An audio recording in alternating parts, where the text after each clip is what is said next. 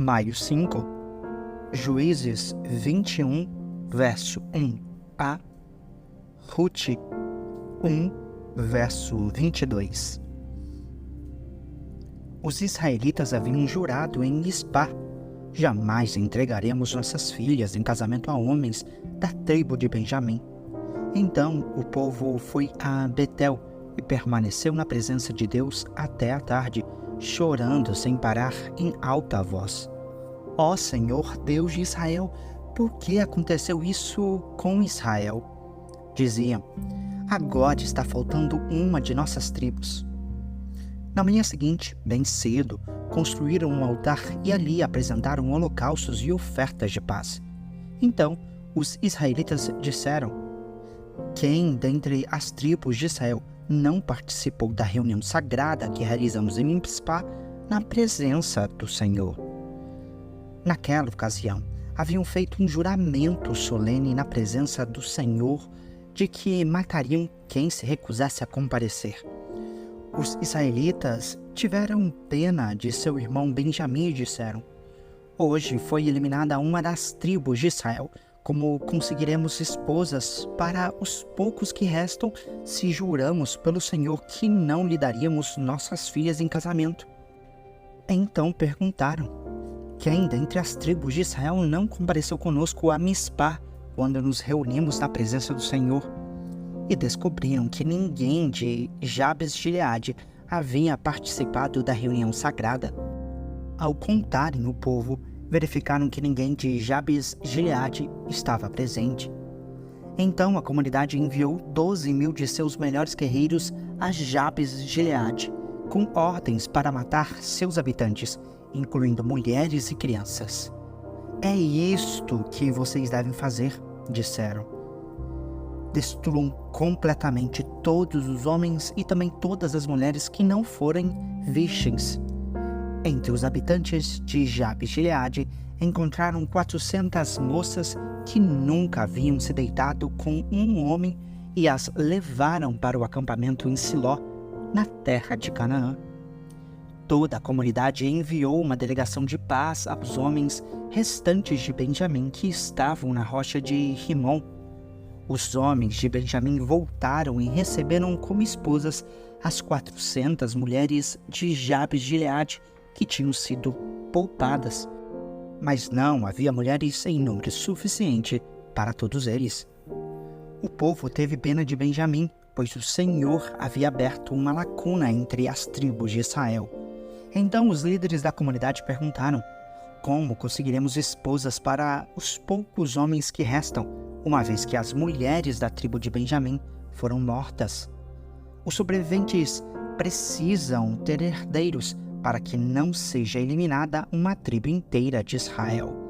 Contudo, não podemos lhes dar nossas filhas em casamento, pois juramos solenemente que quem o fizer ficará sob a maldição de Deus. Então, eles se lembraram da festa anual do Senhor em Siló, ao sul de Lebona e ao norte de Betel, do lado leste da entrada que vai de Betel a Siquém. Disseram aos homens de Benjamim que ainda precisavam de esposas: vão e escondam-se nos vinhedos. Quando virem as moças de Siló irem para as danças, saiam correndo dos esconderijos e cada um leve uma delas para a terra de Benjamim para ser sua esposa. E quando os pais e os irmãos deles vierem se queixar a nós, diremos: por favor, tenham compaixão, deixem que fiquem com suas filhas, pois não encontramos esposas para todos eles quando destruímos Jabes de Gileade. E vocês não são culpados de quebrarem seu juramento, pois na verdade não deram suas filhas para eles em casamento. Os homens de Benjamim seguiram essas instruções. Cada um pegou uma das moças que dançavam na comemoração e a levou para ser sua esposa. Voltaram para sua terra, reconstruíram suas cidades e habitaram nelas. Então, os israelitas partiram por tribos e famílias, e cada um voltou para sua terra. Naqueles dias, Israel não tinha rei. Cada um fazia o que parecia certo aos seus próprios olhos. Nos dias em que os juízes governavam Israel, houve grande fome na terra. Por isso, um homem deixou seu lar em Belém de Judá e foi morar na terra de Moabe, levando consigo esposa e 2 filhos. O homem se chamava Elimeleque e a esposa Noemi. Os filhos se chamavam Malom e Quilion. Eram efrateus de Belém de Judá. Quando chegaram a Moabe, estabeleceram-se ali. Elimeleque morreu e Noemi ficou com os 2 filhos. Eles se casaram com mulheres moabitas que se chamavam Ruth e Orfa. Cerca de 10 anos depois, Malom e Quilion também morreram. Noemi ficou sozinha, sem os 2 filhos e sem o marido. Noemi soube em Moabe que o Senhor havia abençoado o seu povo, dando-lhe boas colheitas. Então Noemi e suas noras se prepararam para deixar Moabe. Ela partiu com suas noras do lugar onde havia morado e seguiram para a terra de Judá. A certa altura, porém, Noemi disse às noras: voltem para a casa de suas mães, que o Senhor as recompense pelo amor que demonstraram por seus maridos e por mim, que o Senhor os abençoe com a segurança de um novo casamento.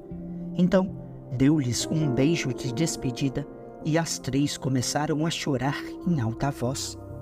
Não, disseram elas, queremos ir com você para o seu povo. Noemi, porém, respondeu: voltem, minhas filhas, por que vocês vieram comigo? Acaso eu ainda poderia dar à luz outros filhos que cresceriam e se tornariam seus maridos? Não, minhas filhas, voltem, pois sou velha demais para me casar outra vez. E mesmo que fosse possível eu me casar esta noite e ter filhos, o que aconteceria então? Vocês esperariam que eles crescessem, deixando assim de se casarem com outro homem? Claro que não, minhas filhas. Essa situação é muito mais amarga para mim do que para vocês, pois o próprio Senhor está contra mim. Então choraram juntas mais uma vez. Orfa se despediu de sua sogra com um beijo, mas Ruth se apegou firmemente a Noemi. Olhe, sua cunhada voltou para o povo e para os deuses dela, disse Noemi a Ruth. Você deveria fazer o mesmo.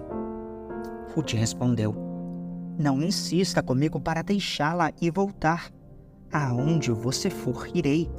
Onde você viver, lá viverei. Seu povo será o meu povo, e seu Deus, o meu Deus. Onde você morrer, ali morrerei e serei sepultada. Que o Senhor me castigue severamente se eu permitir que qualquer coisa, a não ser a morte, nos separe. Quando Noemi viu que Ruth estava decidida a ir com ela, não insistiu mais. Então as 2 seguiram viagem. Quando chegaram a Belém, toda a cidade se agitou por causa delas. Será que é mesmo Noemi? Perguntavam as mulheres. Não me chamem de Noemi, respondeu ela. Chamem-me de Mara, pois o Todo-Poderoso tornou minha vida muito amarga. Cheia eu parti, mas o Senhor me trouxe de volta vazia. Por que me chamar de Noemi se o Senhor me fez sofrer e se o Todo-Poderoso trouxe calamidade sobre mim? Assim, Noemi voltou de Moabe acompanhada de sua nora Ruth, a jovem moabita. Elas chegaram a Belém quando começava a colheita da cevada. João 4, versos 4 a 42. No caminho, teve de passar por Samaria.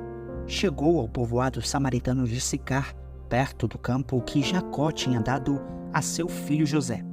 O poço de Jacó ficava ali, e Jesus, cansado da longa caminhada, sentou-se junto ao poço por volta do meio-dia.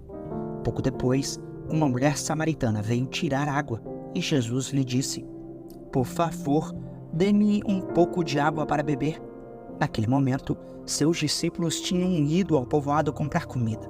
A mulher ficou surpresa, pois os judeus se recusam a ter qualquer contato com os samaritanos. Você é judeu e eu sou uma mulher samaritana, disse ela a Jesus. Como é que me pede água para beber? Jesus respondeu: se ao menos você soubesse que presente Deus tem para você e com quem está falando, você me pediria e eu lhe daria água viva. Mas você não tem corda nem balde e o poço é muito fundo, disse ela. De onde tiraria essa água viva? Além do mais, você se considera mais importante que nosso antepassado Jacó, que nos deu este poço. Como pode oferecer água melhor que esta que Jacó, seus filhos e seus animais bebiam? Jesus respondeu: quem bebe desta água logo terá sede outra vez, mas quem bebe da água que eu dou nunca mais terá sede. Ela se torna uma fonte que brota dentro dele e lhe dá a vida eterna. Por favor, Senhor, dê-me desta água, disse a mulher. Assim eu nunca mais terei sede, nem precisarei vir aqui para tirar água. Vá buscar seu marido, disse Jesus. Não tenho marido, respondeu a mulher. Jesus disse: é verdade, você não tem marido, pois teve 5 maridos e não é casada com um homem com quem vive agora. Certamente, você disse a verdade. O Senhor deve ser profeta, disse a mulher.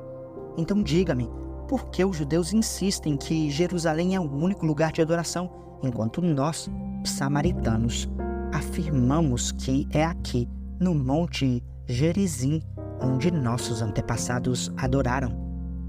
Jesus respondeu: creia em mim, mulher.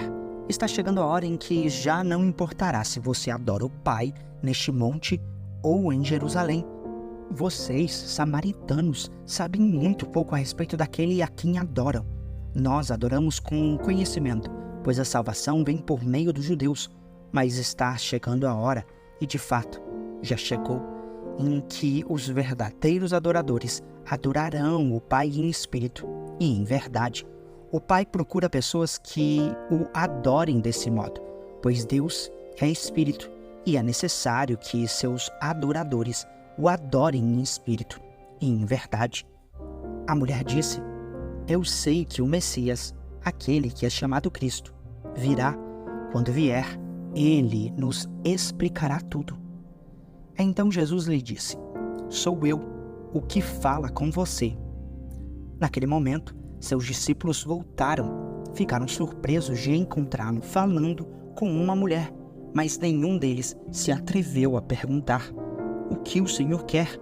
Ou por que conversa com ela? A mulher deixou sua vasilha de água junto ao poço e correu de volta para o povoado, dizendo a todos: venham ver um homem que me disse tudo o que eu já fiz na vida. Será que não é ele o Cristo? Então as pessoas saíram do povoado para vê-lo. Enquanto isso, os discípulos insistiam com Jesus: Rabi, coma alguma coisa. Ele, porém, respondeu: eu tenho um tipo de alimento que vocês não conhecem. Os discípulos perguntaram uns aos outros: será que alguém lhe trouxe comida? Então Jesus explicou: meu alimento consiste em fazer a vontade daquele que me enviou e em terminar a sua obra. Vocês não costumam dizer: ainda faltam 4 meses para a colheita? Mas eu lhes digo: despertem e olhem em volta. Os campos estão maduros para a colheita. Os que colhem já recebem salário, e os frutos que ajuntam são as pessoas que passam a ter a vida eterna. Que alegria espera tanto o que semeia como o que colhe. Vocês conhecem o ditado: um semeia e o outro colhe. E é verdade. Eu envio vocês para colher onde não semearam. Outros realizaram o trabalho, e agora vocês ajuntarão a colheita. Muitos samaritanos do povoado creram em Jesus por causa daquilo que a mulher relatou. Ele me disse tudo o que eu já fiz. Quando saíram para vê-lo, insistiram que ficassem no povoado. Jesus permaneceu ali 2 dias, e muitos outros ouviram sua palavra e creram.